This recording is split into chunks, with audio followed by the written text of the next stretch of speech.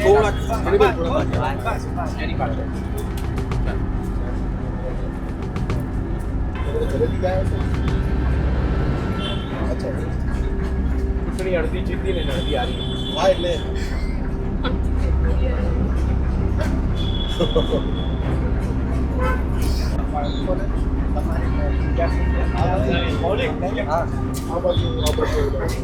Gate number 2 ની આ બાજુ. ગુજરાત હાઈકોર્ટ સુધી આવવું પડ્યું, ન્યાયના દ્વાર ખખડાવવા પડ્યા છે. શું આશા છે ન્યાયપાલિકા પાસે, અને ખાસ કરીને શું ફરિયાદના આધાર ઉપર તમે અત્યારે કોર્ટમાં આવ્યા છો? હા, ફરિયાદના આધારે. એટલે શું તમારી માંગણી છે એમાં? તમે અત્યારે કોર્ટમાં આવ્યા છો, એની પાછળનો આશય શું છે? મને પૂરેપૂરો ન્યાય મળે અને ગુજરાતની કોઈ પણ દીકરી સાથે આવું કાંઈ વર્તન કરવામાં ના આવે એના માટે. જે રીતનું અમાનુષી વર્તન પોલીસ તરફથી કરવામાં આવ્યું, આટલા લાંબા સમય સુધી હજી તપાસ જ ચાલી રહી છે. તમે શું કહેશો? ન્યાયપાલિકા પર કેટલો ભરોસો? તપાસનો વિષય અલગ છે. તપાસ ચાલી રહી હતી, એમાં રિપોર્ટ અમે માંગ્યો હતો, પણ રિપોર્ટ હજુ સુધી આપ્યો નથી. એના માટે અમારે મજબૂર થવું પડ્યું છે પિટિશન કરવામાં. જે આખી ઘટના બની છે તમારી સાથે, એ ઘટના બન્યાની જ્યારે વાત કરીએ આપણે, તો કેટલું દુઃખ થાય તમને કે ભાઈ આ પ્રકારની ઘટના બને અને જ્યાં ઇન્વેસ્ટિગેશન થાય છે, ઇન્વેસ્ટિગેશનમાં પણ હજુ સુધી કશું સેટિસ્ફેક્ટરી બહાર આવ્યું નથી, સંતોષકારક કશું જ આવ્યું નથી. આટલી ઘટના તમારી સાથે બન્યા પછી તો ઠીક છે.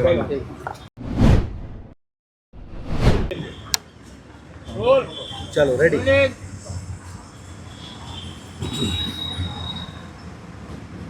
આપ જાણો છો કે 27 ડિસેમ્બરથી 1 જાન્યુઆરીની વચ્ચે અમરેલીમાં બીજેપીના MLA કૌશિક વેકરિયાના કહેવાથી પાયલ ગોટી, જે મારી સાથે અત્યારે ઊભી છે, અને મનીષભાઈ વાઘસિયા અને અન્ય બેની સામે એક ખોટી ફરિયાદ થઈ.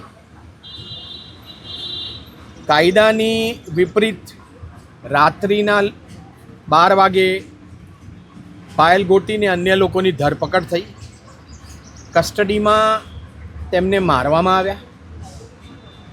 અમરેલીમાં તેમને બદનામ કરવા માટે અને શાને માટે બીજેપીના MLAની સામે કથિત પત્ર લખવામાં આવ્યો છે, એની સજાના ભાગરૂપે કોર્ટમાં કશું પુરવાર થાય તેની પહેલાં અમરેલીની પોલીસ અને તેના SP સંજય ખરાટ સાહેબ એ બીજેપીના MLAની ભાડુતી સેના બનીને આ લોકોને સરઘસ કાઢ્યા, પરેડ કરાવી અમરેલી શહેરમાં.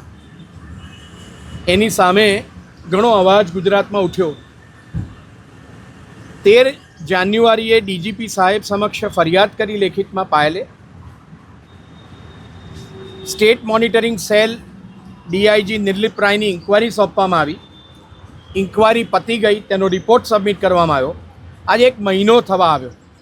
હજુ સુધી એ રિપોર્ટ પર DGP વિકાસ સહાયે કોઈ FIR નોંધી નથી. SP સંજય ખરાટ અને અન્ય પોલીસ કર્મચારીઓની સમક્ષ કોઈ પગલાં લીધા નથી. કોઈ ડિપાર્ટમેન્ટલ ઇન્ક્વાયરી કે કોઈ કશું કરવામાં આવ્યું નથી.